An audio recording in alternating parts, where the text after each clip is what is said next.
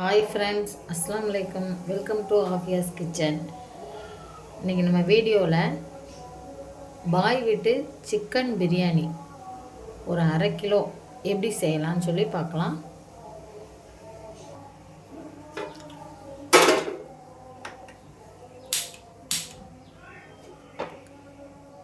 பிரியாணி பண்ணுற பாத்திரத்தை வச்சாச்சு. இதில் ஒரு 200 ml ரீஃபண்ட் ஆயில் ஊற்றிக்கிறேன். இது கூடவே கொஞ்சமாக நெய்,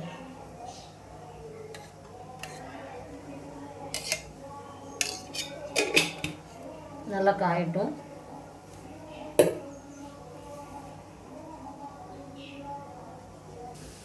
எண்ணெய் நல்லா காஞ்சிருச்சு. இப்போ இதில் இந்த சைஸில் 2 பட்டை, 4 ஏலக்காய், 4 கிராம்பு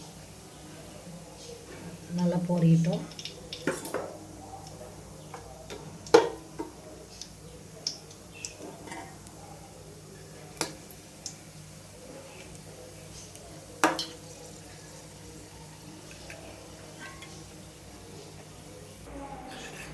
இப்போ ஒரு 200 கிராம் பெரிய வெங்காயம் நல்லா நீளமாக கட் பண்ணி சேர்த்துக்கலாம்.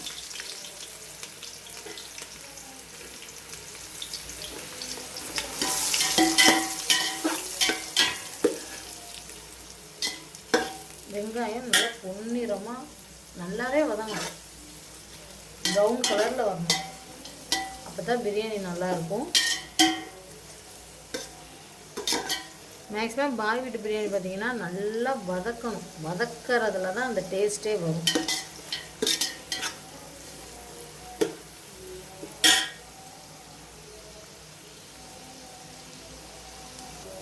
இந்த அளவுக்கு நல்லா வதங்கிட்டு இருக்கும்போது ஒரு 4 பச்சை மிளகாவை சேர்த்துக்கிறேன்.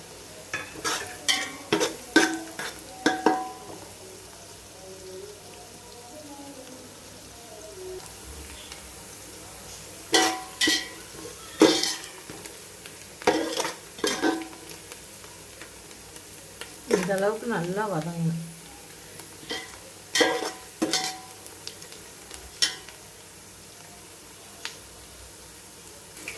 வெங்காயம் நல்லா வதங்கிடுச்சு. இப்போ 50 கிராம் இஞ்சி, 50 கிராம் பூண்டு உரித்து அரைச்சி வச்சுருக்கிறேன். அதை அப்படியே போட்டுக்கிறேன்.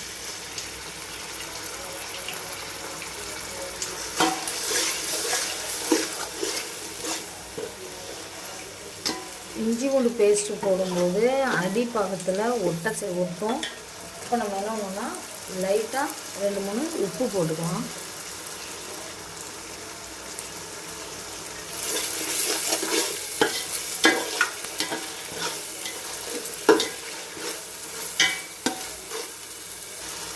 இஞ்சி பூண்டு பேஸ்ட்டு நல்லா வதங்கி எண்ணெய் பிரிஞ்சு வருது.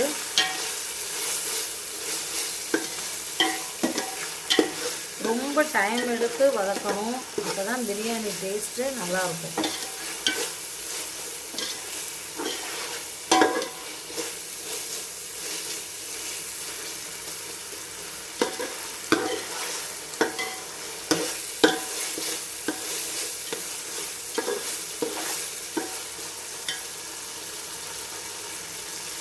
அடுத்து இதில் 3 தக்காளி பழம் கட் பண்ணி வச்சுருக்கேன். சேர்த்துக்கேன். தக்காளி கம்மியாக தான் போடணும். அப்போ தான் புளிப்பு சுவை இருக்காது, நல்லா இருக்கும். இல்லைன்னா பிரியாணி புளிக்காக இருக்கும். ஏன்னா நம்ம இனி தயிர் ஊற்றுவோம், லெமன் ஊற்றணும். அதனால் தக்காளியை கம்மியாகவே போடணும்.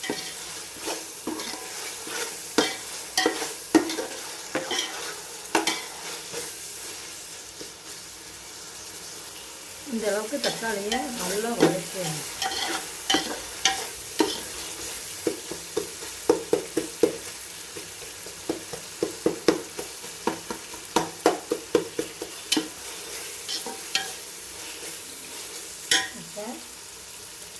ஒரு கைப்பிடி அளவு கொத்தமல்லி, புதினா,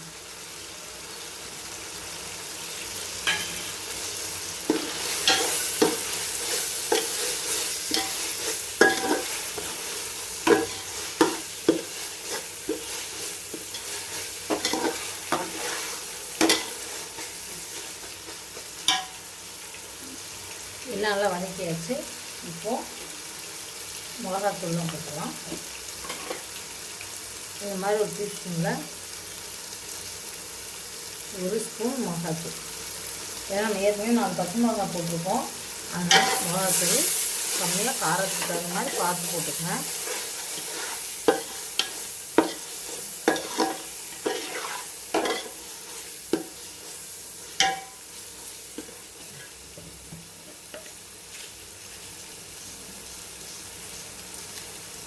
கொஞ்சமாக உப்பு, ஏற்கனவே நம்ம உப்பும் போட்டிருக்கோம் இஞ்சி பூண்டு பேஸ்ட்டு வதக்கும்போது, அதனால் உப்பும் பார்த்து போட்டுருக்கோம்.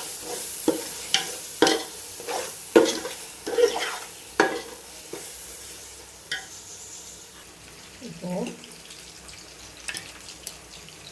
தயிர் ஒரு 3 ஸ்பூன் விட்டுக்கலாம்.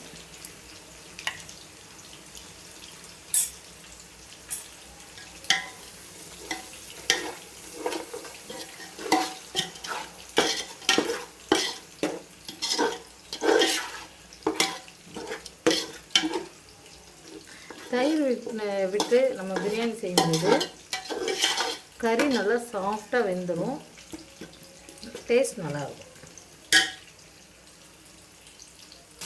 மசாலா எல்லாம் நல்லா வதங்கிடுச்சு.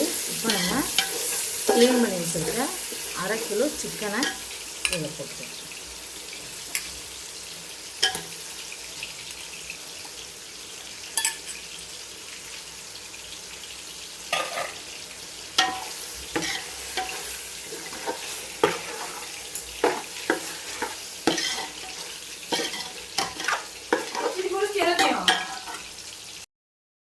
சிக்கன் நல்லா வதங்கிடுச்சு. எண்ணெய் பிரிஞ்சு வச்சுக்கிட்டீங்க. இந்த மாதிரி வதங்கினதுக்கப்புறமா 1 டம்ளர் அரிசி ஜீரக சம்பா அரிசிக்கு 1.5 டம்ளர் தண்ணி ஊற்றணும். இப்போ நான் இதில் 1 போசி நிறையா அரிசி இருந்துச்சு. இப்போ இதில் 1.5 போசி தண்ணி ஊற்றிட்டேன். இப்போ 1/2 போசி ஊற்றிக்கிறேன். நல்லா கலந்து விட்டுக்கலாம்.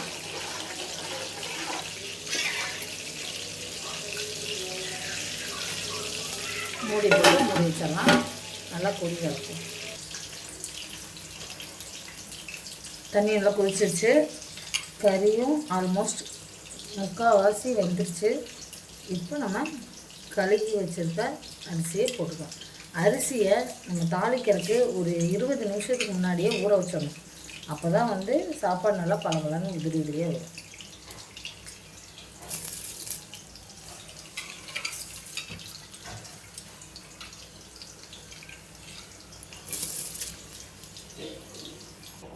அரிசி போட்டு இப்படி நல்லா கொதிக்கும்போது உப்பு காரம் எல்லாம் நம்ம போட்டுக்கு செக் பண்ணிக்கலாம்.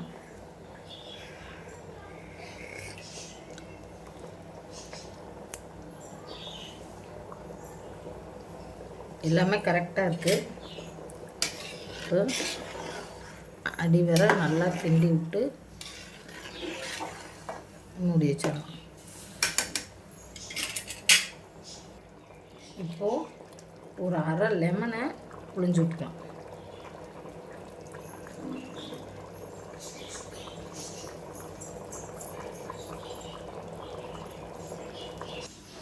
இப்போ அரிசி வெந்துருச்சான்னு பார்க்கலாம்.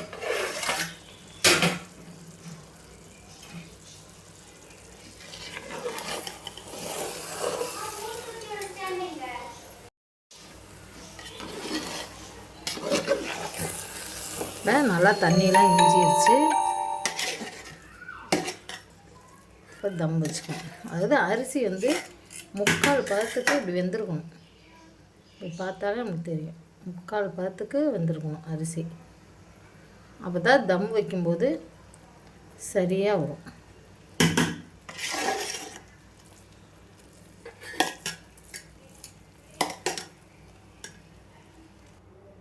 இந்த மாதிரி ஒரு தோசைக்கல் வச்சு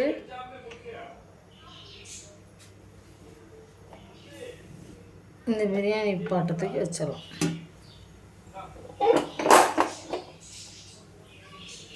ஒரு 20 மினிட்ஸ் அப்படியே சிம்லேயே இருக்கட்டும்.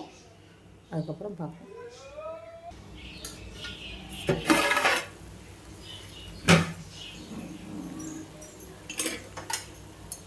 சூப்பராக சிக்கன் பிரியாணி தயாராகிடுச்சு.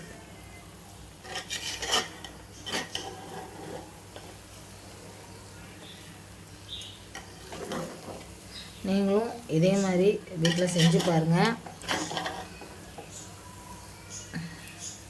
செஞ்சு பார்த்துட்டு டேஸ்ட் எப்படி இருந்துச்சு அப்படின்னு சொல்லிட்டு கமெண்ட்டில் சொல்லுங்கள்.